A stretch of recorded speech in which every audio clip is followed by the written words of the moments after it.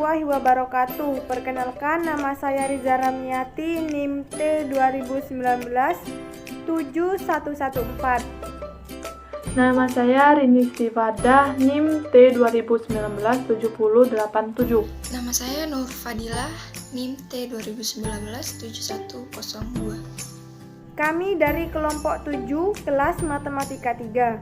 Jadi video ini kami buat untuk memenuhi tugas mata kuliah Studi Hadis dan Hadis Tarbawi yang diampu oleh Bapak Mahruz Zainul Umam SPDI MPD.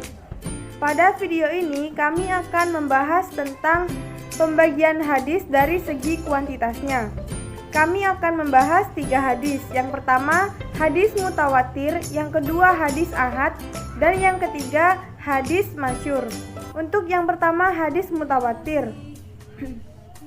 Pengertian hadis mutawatir banyak disampaikan oleh para ahli. Di antaranya, menurut Hadi Mufaat Ahmad, hadis mutawatir adalah suatu hadis hasil tanggapan panca indera yang diriwayatkan oleh sejumlah besar rawi yang menurut adat kebiasaan mustahil mereka berkumpul dan bersepakat untuk berdusta. Selanjutnya, menurut Hasbi As-Siddiq, hadis mutawatir adalah hadis yang diriwayatkan oleh segolongan besar yang perawi yang tidak terhitung jumlahnya dan tidak pula dapat dipahamkan bahwa mereka telah sepakat berdusta dan berlangsung terus-menerus sampai kepada akhirnya. Dan yang ketiga, menurut Sabhi Sholih, hadis mutawatir adalah hadis sahih yang sejumlah besar orang menurut akal dan adat mustahil mereka bersepakat untuk berdusta sejak awal sanad, tengah, dan akhirnya. Jadi, dari ketiga pendapat para ahli yang saya sampaikan, bisa disimpulkan bahwa hadis mutawatir adalah hadis yang diriwayatkan oleh sejumlah orang pada setiap tingkat sanadnya. Beberapa rumusan tersebut sekalipun dengan kalimat dan redaksi yang berbeda-beda, namun memiliki maksud atau makna yang sama. Nah, setelah pengertian hadis mutawatir, ada juga syarat-syarat hadis mutawatir. Yang pertama, diriwayatkan oleh perawi yang banyak. Hadis mutawatir harus diriwayatkan oleh sejumlah besar perawi yang membawa keyakinan bahwa mereka tidak bersepakat untuk berdusta. Para ulama berbeda pendapat, ada yang menetapkan jumlah tertentu dan ada yang tidak menetapkannya.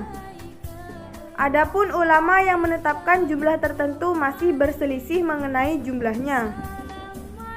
Yang kedua, adanya keseimbangan antara perawi tobaqot pertama dan tobaqot berikutnya.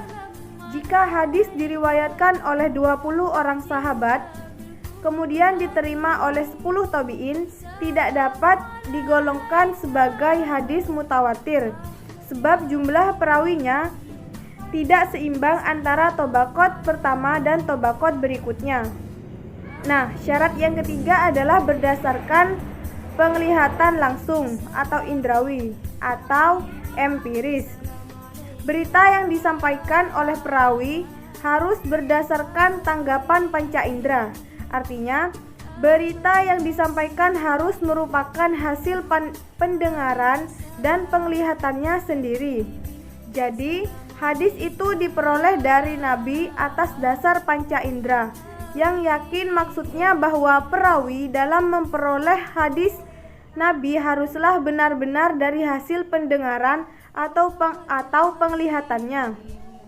Cara penyampaiannya melalui indera, bukan melalui intuisi atau akal. Untuk yang terakhir, pembagian hadis mutawatir. Para ahli membagi hadis mutawatir menjadi 2 bagian, yaitu mutawatir lafzi dan mutawatir maknawi. Untuk yang pertama, mutawatir lafzi. Hadis mutawatir lafzi adalah hadis mutawatir yang lafaz dan maknanya sesuai antara riwayat satu dengan lainnya. Hadis mutawatir ini diriwayatkan dengan satu redaksi. Dan untuk yang kedua, hadis mutawatir maknawi. Hadis mutawatir maknawi adalah hadis yang lafaz dan maknanya berlainan antara satu riwayat dengan riwayat yang lain, tetapi terdapat persesuaian makna secara umum.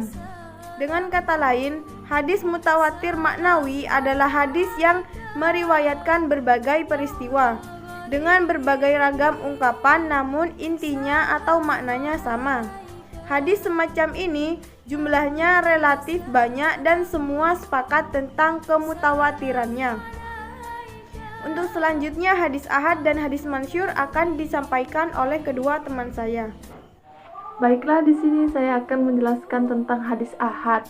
Kata ahad memiliki arti satu dan satuan dari sesuatu. Hadis ahad adalah hadis yang tidak memenuhi syarat-syarat hadis mutawatir maupun sebagian syarat-syarat hadis mutawatir yang mana memiliki periwayat yang banyak dan terhindar dari dusta dari awal sampai akhir syaratnya. Hadis ahad dibedakan menjadi 3. Yang pertama hadis masyhur, yang kedua hadis aziz, yang ketiga itu hadis gharib. Hadis masyhur di sini itu diriwayatkan oleh 3 perawi atau lebih. Namun perawinya itu belum pada tingkat mutawatir. Yang kedua itu hadis aziz. Hadis aziz itu diriwayatkan hanya 1 atau 2 perawi pada setiap tingkat sanadnya. Yang ketiga itu hadis gharib. Hadis gharib secara istilah itu hanya diriwayatkan oleh seorang perawi saja. Hadis gharib di sini dibagi menjadi 2. Hadis gharib mutlak, hadis gharib nisbi. Hadis gharib mutlak di sini itu diriwayatkan oleh lebih dari seorang perawi pada sanadnya. Yang kedua itu hadis gharib nisbi. Di sini itu diriwayatkan oleh lebih dari seorang perawi pada tingkat sahabat, namun di pertengahan sanadnya itu terdapat 1 perawi saja. Baik, di sini saya akan melanjutkan materi. Saya akan menjelaskan tentang hadis masyhur. Secara etimologis, kata masyhur berasal dari kata al-syura yang berarti tersebar atau tersiar. Dinamakan hadis masyhur karena kemasyhuran atau kepopulerannya. Dari sudut kualitasnya, hadis masyhur dibagi menjadi 3. Yang pertama, hadis masyhur sahih. Yang kedua, hadis masyhur hasan. Yang ketiga, hadis masyhur dhaif. Untuk yang pertama, hadis masyhur sahih, yaitu hadis masyhur yang memenuhi syarat-syarat kesahihannya. Contohnya, barang siapa yang hendak pergi melakukan sholat Jumat, hendaknya ia melakukan mandi. Nah, dari sini dapat kita ketahui, ketika kita mau melakukan suatu peribadatan, kita harus suci. Nah, suci di sini dimaksud kita harus bersih. Nah, sebelum sholat Jumat kita kan harus mandi. Nah, disinilah yang dimaksudkan dalam hadis masyhur sahih.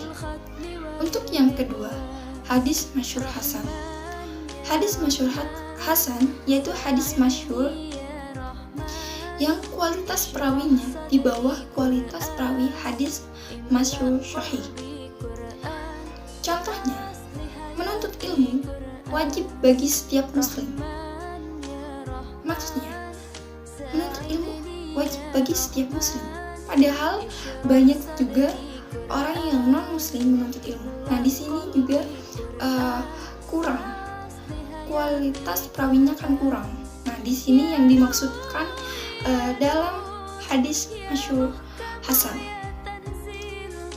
Untuk yang ketiga, hadis masyhur dhaif. Hadis masyhur dhaif yaitu hadis yang tidak memiliki syarat-syarat atau kurang salah satu syaratnya dari syarat hadis masyhur sahih.